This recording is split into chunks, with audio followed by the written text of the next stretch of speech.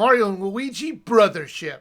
This is the second Mario & Luigi game that I've played. The last one that I played and reviewed was Mario & Luigi Superstar Saga. I liked the quirky sense of humor, and while I wasn't a big fan of the battling system because it relied heavily on the rhythm-based attacking, it was still enjoyable enough to play. Playing this one, I had the same issues, but they do give you some handicaps to help you. But if you're hopeless like me at that type of gameplay, you're gonna have a very hard time with it, as I was constantly healing. Now this is about Mario and Luigi coming to a new world called Concordia, and trying to reattach the lands that have been broken apart into many different islands. Playing this, it feels like a Mario game with Luigi just tagging along. There were times in the overworld I actually forgot he was there. I would often only remember because I had to jump on a platform again because the computer missed the jump and they forced me off it, or it was a very specific puzzle that required Luigi to do something. Now don't get me wrong, I think Luigi was the best character in this game. He was funny and enjoyable. He was so different from Mario, who was just such a generic character. It made me wish that this was just a Luigi game. He had personality and it was a lot of fun to be around. I think if there wasn't a history of Mario and Luigi games, they could have just given Luigi his own adventure without having his brother and giving him companions like the Paper Mario series. Now the islands that you have to visit were short enough to not overstay its welcome. Usually it wouldn't last more than 2 hours, unless you're really grinding for levels, but that's a problem I'm going to talk about in a minute. The first part of the game, which is about 10 to 12 hours, wasn't great. They would slowly unlock new abilities for the brothers, and if the islands were interesting to visit, the slow drip of gameplay wouldn't be so bad. However, the first islands were so generic and dull. You don't even get a power attack until about 6 hours in. Until then, it was just jumping or using a hammer over and over again. I found it wearing thin about the 5-hour mark. It didn't help that the battles took 8 seconds to load in and another 8 seconds after the experience gain screen. If the battles were quick to jump in and out of, it wouldn't have been as bad, but those 16 seconds started to get very frustrating after a while. Now the world is broken down into different ocean groups. After you leave the first one, the variety of islands only get better, but asking the player to wait over 10 hours for something interesting is a very big ask. But the story gets even more compelling, and it is worth it to push through the very slow beginning. One of the best things that has come out of RPGs lately is the difficulty setting, and eliminating the tedious grinding of levels if you don't like doing it. This game has an easy and cakewalk setting, but it's locked behind dying 2 or 4 times in battle. Why not just let this be a toggleable option? Worse yet, I think it goes back to the normal setting after you beat the encounter. It should stay at the setting that you want. While there were some clever ideas in the boss battles, I do think they dragged them out sometimes. The battles could be fun at times, but after you're fighting the same enemy for the 20th time, it does lose its appeal. Now the battles are all based on you having good reflexes. They do let you equip limited time battle plugs, which will change up the battles to make it easier. There is a shield you can press to avoid an attack, but it still takes off too much health. However, this is the gimmick of the game, and you're going to need to get better at looking at the enemy's attacks, so you're not going to have to heal every turn. Mario & Luigi Brothership was okay. It had a good story after the many hours it took to get there. The battle system was alright as well, but it was too slow to get in and out of battles. With the exception of the boss battles, I wish there was more variety to them. Now this is normally $59.99, and I think you should wait for it to go on sale. Out of the 2 Mario & Luigi games that I played, this one was the best. It looked great, and the story was funny and eventually entertaining. If you like the series, you're going to enjoy this game, but go into it knowing that the first few hours are going to be a little bit dull, and that's why I say you should wait for it to go on sale.